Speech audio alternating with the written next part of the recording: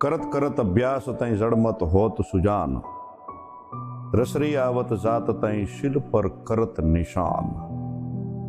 જી હા, ગીતાનો 6ઠ્ઠો અધ્યાય એટલે આત્મસંયમ યોગ.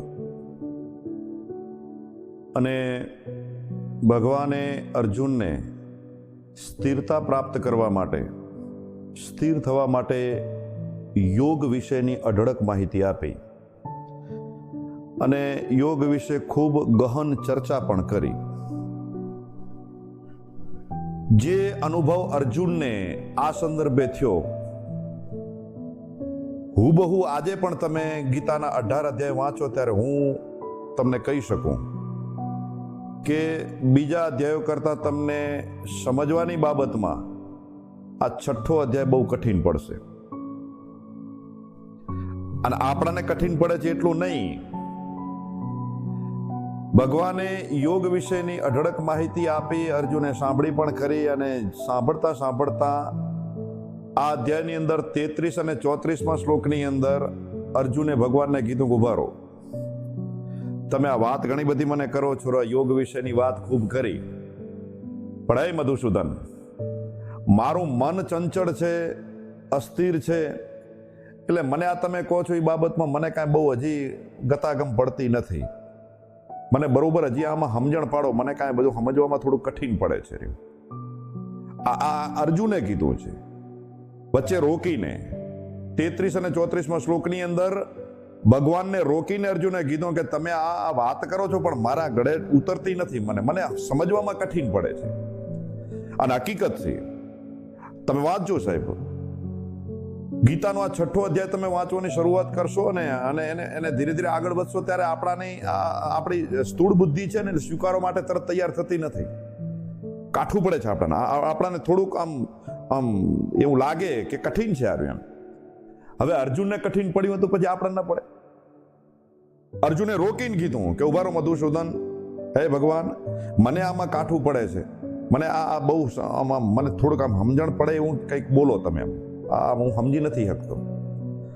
અને એ વખતે ભગવાને 35મા શ્લોકની અંદર જે મેં આ વાત કરી, કરત કરત અભ્યાસ તઈ જડમત હોત સુજાન, હું આ બાબતને પ્રતિકાત્મક તમારી સામે રજૂ કરું છું.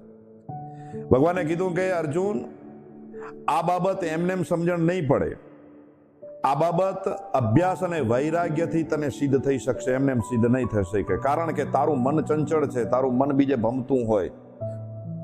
એટલા માટે કરીને આ યોગને સમજવા માટે કરીને, કારણ કે આ યોગની પરિભાષા એવી છે કે જે વ્યક્તિ મને જોવે છે, મારી અંદર સમાવિષ્ટ થઈ જાય અને સર્વભૂતને જોતો થઈ જાય, પછી બધામાં મને જોવે અને મારામાં બધાને જોતો હોય, એ વ્યક્તિ એક સમદ્રષ્ટિવાળો થઈ જાય. પણ આ ક્યારે બને? એમને સીધો નહીં. કરિયાણાની દુકાને ગયા ને હટાણું કરી લીધું, લઈને ઘરે આવતા રહ્યા, ના, એવી રીતે નહીં. એટલે કહું, આ ક્યારે પ્રાપ્ત થાય? કરત કરત અભ્યાસ તઈ જડમત હોત સુજાન, રસરી આવત જાત તઈ શિલ પર કરત નિશાન. વારંવારનો અભ્યાસ, પ્રેક્ટિસ, રિયાઝ. કોઈ પણ અઘરામાં અઘરી બાબત, કોઈ પણ અશક્યમાં અશક્ય બાબત તમને મને સિદ્ધ કરાવે. અને કોઈ હિન્દી કવિ આ સરસ મજાની પંક્તિ જે લખી છે એ મેં તમારી સમક્ષ રજૂ કરી કે કરત કરત અભ્યાસ તઈ જડમત હોત સુજાન. વારંવારનો અભ્યાસ કરવાથી જડમત, જે મંદ પડેલી મત એટલે કે બુદ્ધિ આપણી જે છે ને, એ હોત સુજાન. વારંવારનો અભ્યાસ કરવાથી મંદ પડેલી આપણી બુદ્ધિ એ જાગ્રત થાય. હું ઘણી વખત કહું છું કે બદામ ખાવાથી બુદ્ધિ આવે એવું નહીં સમજવાનું, એવું અંધારામાં રહેવાનું નહીં. બદામ ખાવાથી બુદ્ધિ આવે એવું નહીં સમજવાનું, ઠોકર ખાવાથી બુદ્ધિ આવે, પહેલી વાત આ રહી. અને બીજું, અભ્યાસ કરવાથી બુદ્ધિ આવે, બુદ્ધિ જાગ્રત થાય. કરત કરત અભ્યાસ તઈ જડમત હોત સુજાન. વારંવારનો અભ્યાસ કરવાથી મંદ પડેલી બુદ્ધિ જાગ્રત થાય છે. તો કે કઈ રીતે? પહેલામાં પ્રમા આપી, હવે બીજામાં પ્રમાણ આપ્યું છે. કઈ રીતે? તો એનું પ્રમાણ આપ્યું કે રસરી આવત જાત તઈ શિલ પર કરત નિશાન. રસરી એટલે રેશમના તાંતણાથી બનેલો દોરો. રેશમનો સ્વભાવ કોમળ. રેશમના તાંતણાથી બનેલો જે દોરો છે, 1 2 3 4 એમ અસંખ્ય દોરા ભેગા થાય ત્યારે આપણા ગામડાની પરિભાષામાં એને રસ્સો કહીએ, રાઢવું. એ રાઢવું બને. એક સમય એવો હતો કે ગામની અંદર બેનો દીકરીઓ પનિહારીઓ પાણી ભરવા માટે કરીને જાય ત્યારે કૂવાના કાંઠે પથ્થરથી બનાવેલી ધાંતરી ઉપર લોખંડની 2 ઈંગલો, આડી એક ઈંગલ હોય, એના ઉપર ગરગડી હોય. આ લોખંડના ઈંગલ ઉપર રસો અને રસાના પહેલા છેડે એ પાત્ર હોય, એ બારે પડ્યું હોય. બીજો રસો આ સાઈડની અંદર હોય. પનિહારી આવે, એ પાત્રને કૂવામાં નાખે, ભરાઈ જાય એટલે રસાથી ખેંચે, એ પાત્રથી પોતાના પાત્રની અંદર પાણી નાખે, ભરીને જતી રહે. બીજી પણ એ જ પરિસ્થિતિમાં આવે, ભરીને જતી રહે. ત્રીજી પણ આવે. એમ દિવસ દરમિયાનની અંદર અસંખ્ય પનિહારીઓ આવે, પાણી ભરીને ઘરે જતી રહે. કૂવો એનો એ જ રહે, ધાંતરી પણ એની એ જ રહે, રસો એનો એ જ રહે, પાણી જે ભરવાનું જે પાત્ર છે એ એનો એ રહે. અને રોજે રોજનો અભ્યાસ કોને થાય છે તો કે પેલો રસો જે છે, રસરી આવત જાત તઈ, જે રેશમના તાંતણાથી બનેલો જે રસો છે કે જે કૂવાના કાંઠે છે, અનેક પનિહારીઓ એને કૂવામાં નાખે અને ખેંચે. એટલે જ્યારે ખેંચાય ને ત્યારે જાણતા અજાણતા ઓલી પથ્થરની ધાંતરી ઉપર ઓલો રસો ટકરાય. પથ્થરનો સ્વભાવ કઠિન અને રેશમનો સ્વભાવ કોમળ. હવે જો કરત કરત અભ્યાસ તાઈ જળમત હોત સુજાન.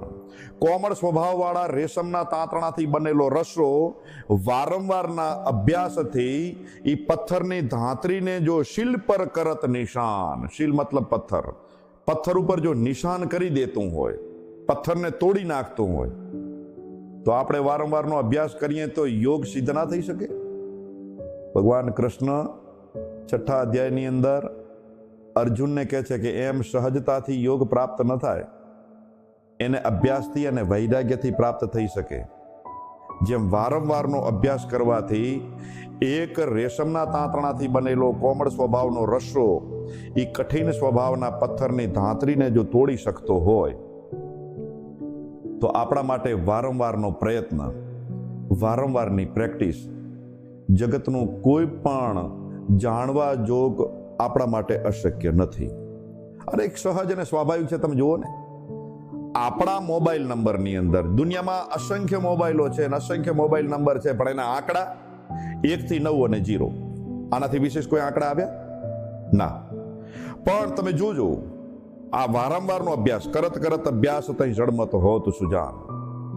તમે જેની સાથેના સતત સંપર્કની અંદર રહેતા હોય, તમે તમારા ભાઈ સાથેના, તમારી બેન સાથેના, તમારા મમ્મી પપ્પા સાથેના, કે તમે તમારા જે કોઈ પાત્ર સાથે નિકટતાથી તમે રહેતા હોય, જેની સાથે તમારે રોજ મળવાનું થતું હોય, અથવા તો રોજ તમે એની સાથેના સંસર્ગની અંદર રહેતા હોય, હું એમ માનું છું કે એનો મોબાઈલ નંબર તમને મોઢે હશે.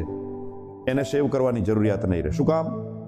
કરત કરત અભ્યાસ તઈ જળમત હોત સુજાન.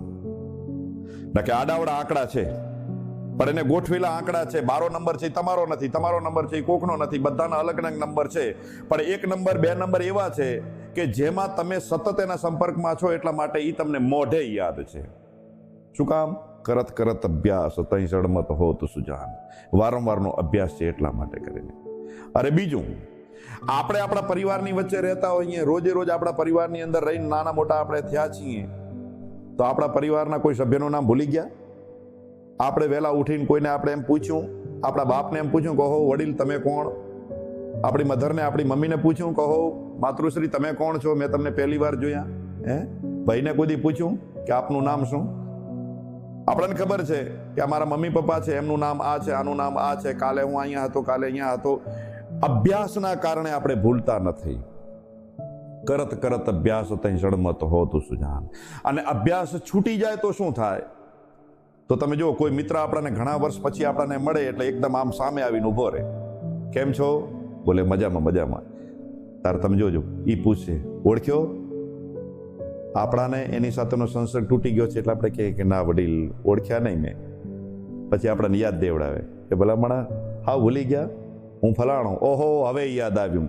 વચ્ચેનો ગાળો અભ્યાસનો તૂટી ગયો ને, એની સાથેનો સંસર્ગ આપણો તૂટી ગયો, એટલે એ યોગ ભંગ થઈ ગયો. પણ જેની સાથેની અંદર આપણે સતત સંસર્ગમાં છીએ, એ સતત યોગનિષ્ઠ રહીએ છીએ અને એ આપણે ભૂલતા નથી. ભગવાન કૃષ્ણે અર્જુનને કીધું કે તને સમજવામાં કઠિન એટલા માટે કરીને પડે છે કે તારો અભ્યાસ નથી. એટલે તું સતત અભ્યાસ કરીશ ને, વૈરાગ્ય અને અભ્યાસથી આ યોગને તું સિદ્ધ કરી શકીશ. એ જ બાબત અહીંયા.